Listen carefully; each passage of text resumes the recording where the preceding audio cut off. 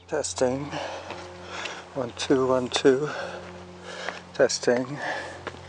So the Harvest Lane trailhead and the stairs. Oh, that tree's in bloom now. Wow. Better keep the phone out of the view of my point and shoot camera, which is strapped to my chest for safety purposes, which will allow me with both hands free once I put the phone away. So this is where the point and shoot camera will take over for the rest of this episode.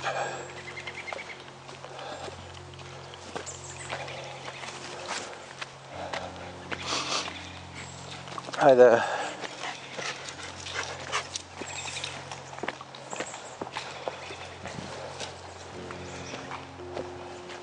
Zone 1, and up I go.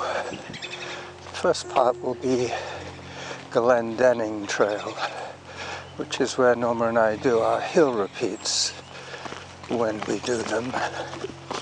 She hasn't run with me for at least 2 months now,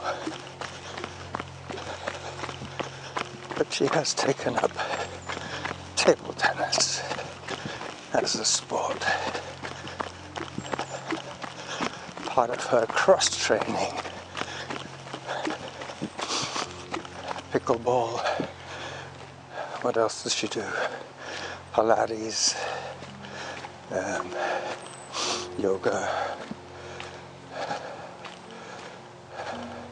some kind of circuit class at the weight room, the Gordon Head Rec Center. Pretty soon she'll be playing outdoor pickleball. This little connector trail takes us from, Maddock Trail up to Glendenning, and the hill repeats will take us to the top of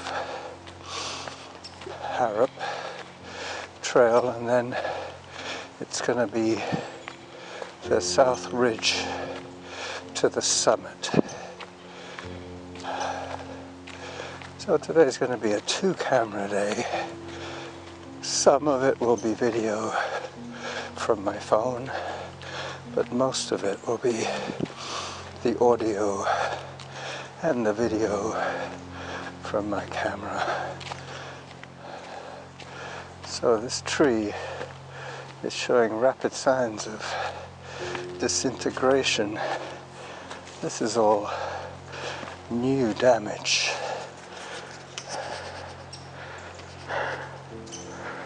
Yep. I have 4 minutes left on this clip as I start to run up towards the beginning of the hill repeats.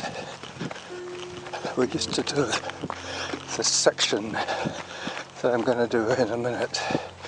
We used to do that 8 times. Zone 3. I have iSmooth Run set on trail running.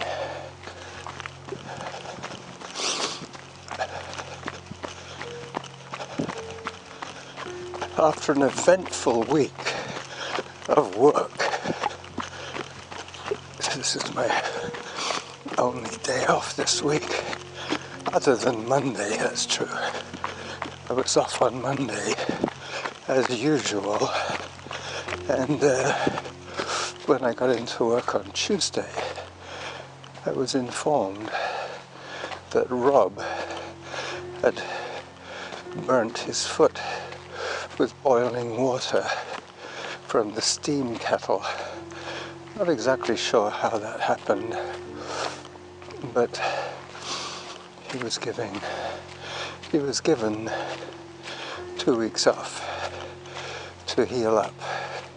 I think it's mostly blistered skin. The problem with hot water burns and steam burns is that you have to try and get the heat away from your skin as soon as you can to prevent too much damage. But it's hard to do when it's your shoe that gets boiling water, because you have to wrestle with the laces, and all that time the hot water is trapped between the webbing of your shoes and your sock and skin beneath. Alright, so hill repeats, zone 2,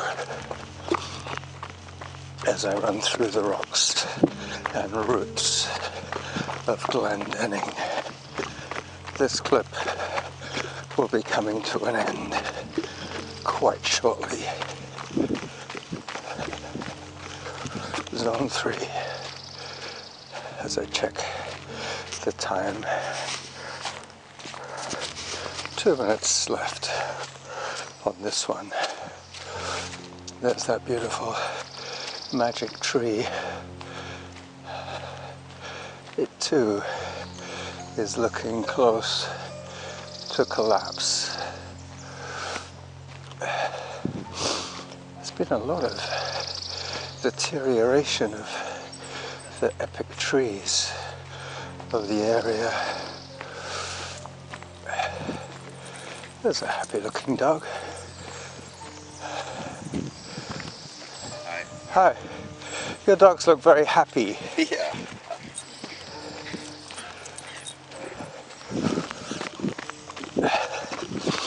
Good morning. Hello.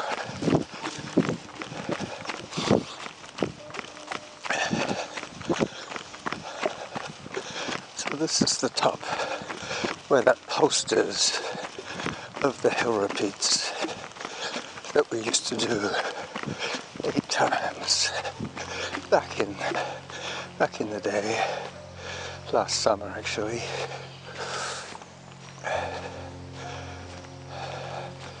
"20 minutes in. Now I have 2 choices. I can either go up there, which will take me up Glendenning, or go up here, which will take me to the South Ridge. So this is the one I'll do today.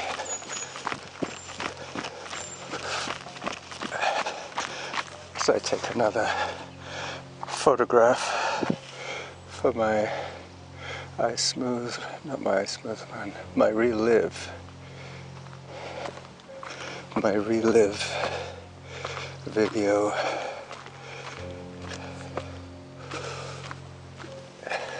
As I approach the junction of Irvine Trail,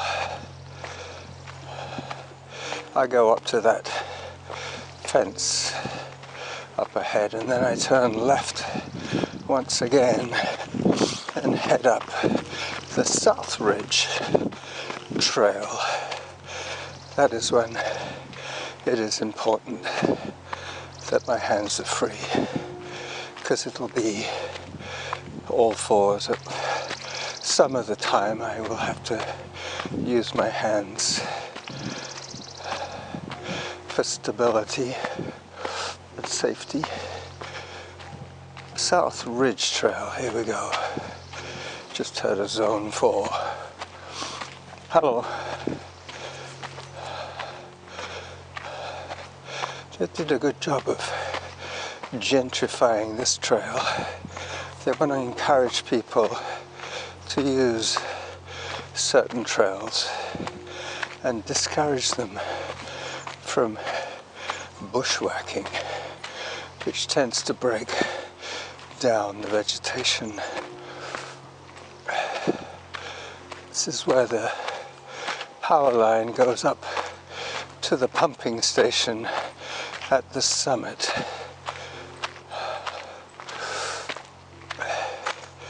Glendenning Trail is over to the left. It runs up to the summit as well. It's just, I don't often do this one, and later on today I will be riding my e-bike over to my son's apartment to help him with his tidy up. He is basically the kind of kid, the kind of guy that never really got trained in social skills. But it's so much nicer knowing that he is close at hand should he need support from his parents. Average heart rate 135, which is pretty darn high if you ask me. But then again, this is a pretty steep trail. This is where I'm glad that I have my hands free into the wind.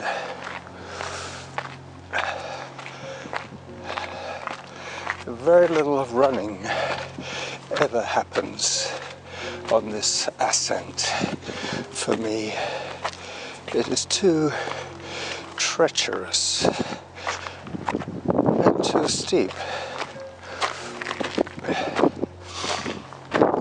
You really don't want to lose your footing going up here.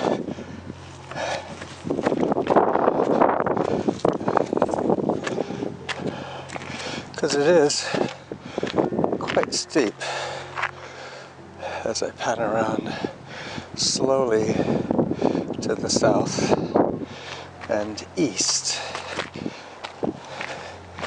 The wind is coming from the east, unfortunately.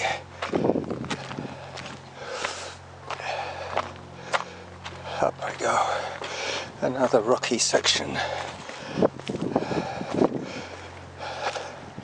My heart is working harder than it has worked all week, and I'm barely moving.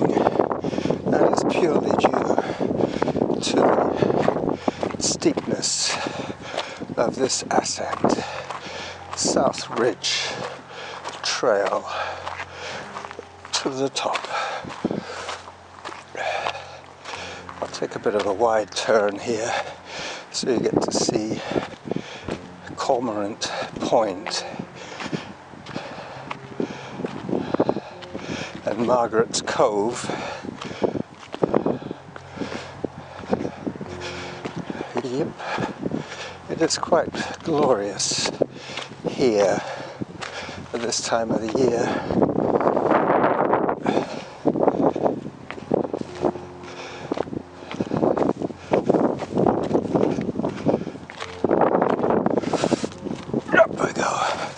Pretty soon the antenna will peak above the crest.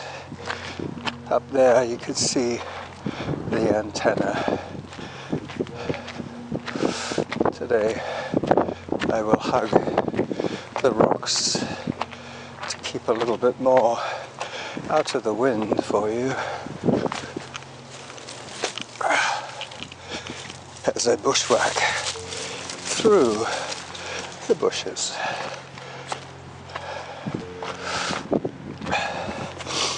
And once again, hand over fist.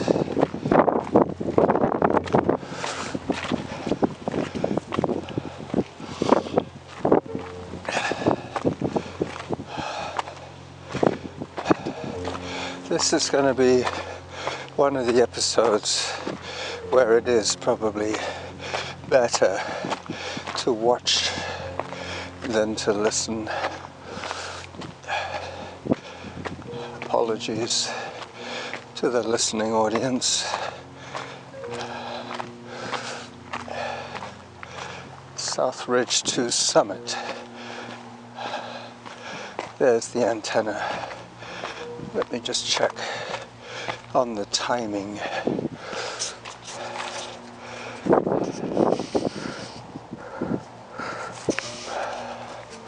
1.5 minutes left on this clip.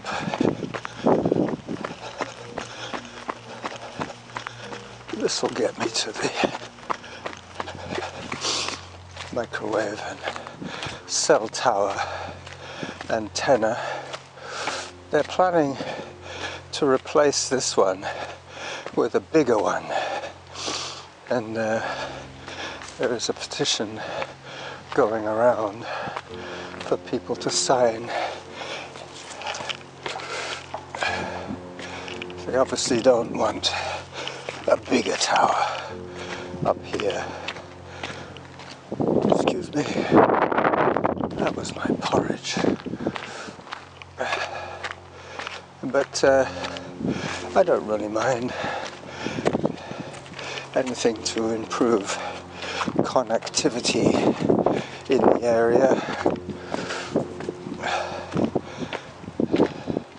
They were complaining that it would take up 1 or 2 parking spots. I mean, that's irrelevant, seeing as the road is closed to cars for most of the day, at least from before noon. So this is the last clip for today, for today's South Ridge Ascent episode. I'm now on Irvine, heading eventually down, down, down. But hopefully you will see some of the glorious sights on the way down. I saw my friend Craig coming off the summit just now. I might catch up with him. I'm not sure which trail he's going to use for his descent today, but I'm using Irvine as I wend my way down this little rocky gully. Luckily there's no frost today. The last time I came up this way there were frozen waterfalls. I'll be getting to that section quite soon. Average heart rate 121. There's a little bit of the white knuckle effect going on there. It is a little bit nerve-wracking running on this kind of stuff. It is quite easy to lose your footing, and coming down is a lot more traumatic than falling on the way up, mainly because you're moving somewhat faster. Not much, just a little bit faster. You always have to be careful so that you're not injured. You want to be able to do this as often as your body will let you. Zone 1 is good. That's a combination of less of a load on my little ticker as I work my way through this gully. There's a Springer Spaniel living up to his name. Hi there. Is that a Springer Spaniel? He's actually cocker. A Cocker Spaniel? Yeah, he's got the Springer coloring. Yeah, he's like the hunting line. I He's see. got the short fur. Because he was springing along there. He loves it up springs a here. lot. Yeah, he can sure jump. Yeah, well, off you go. The summit awaits. Yep.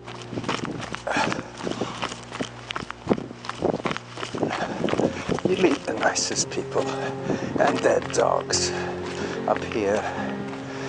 By the time they get to this height, everybody is being flooded with endorphins, the dog included. Canine endorphins were probably very similar to human endorphins.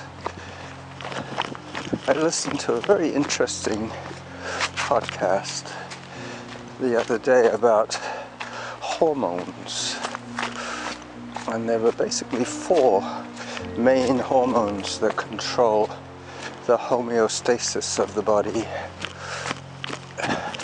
There's estrogen, testosterone, adrenaline, and one other one. Cortisol, I think it is. They control the brakes and the accelerator of the body.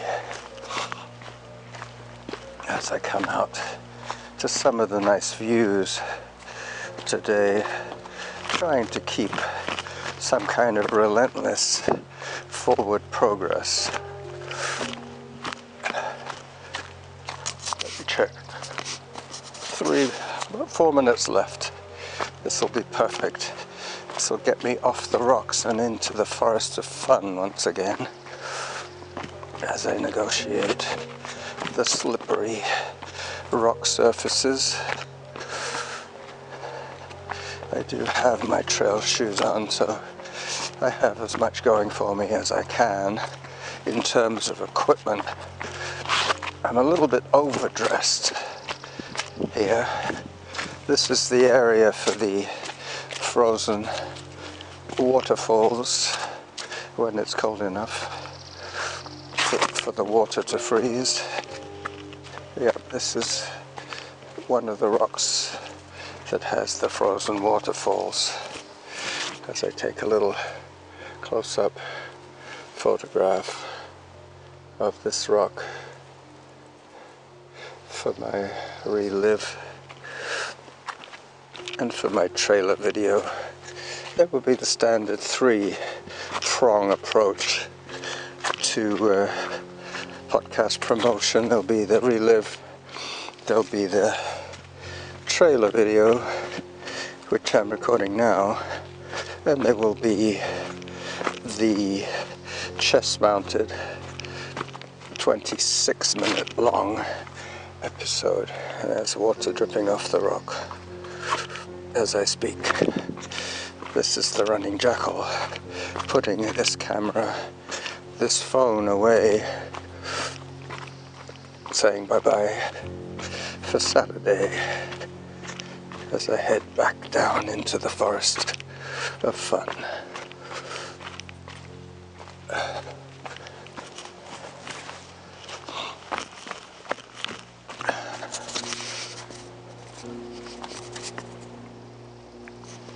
About 2 minutes left on the chest mount, so I will say goodbye once again for the audio listeners who won't get the benefit of the recordings I have made on my phone. A little bit too complicated to splice them in. They will get the summit video, the windy summit video, and the audio crowd will not get that windy summit video. It happened to end up between two clips. The trail becomes progressively less treacherous from here on in. I still have about 2.5, maybe 3 kilometers to go before I get home and start the processing.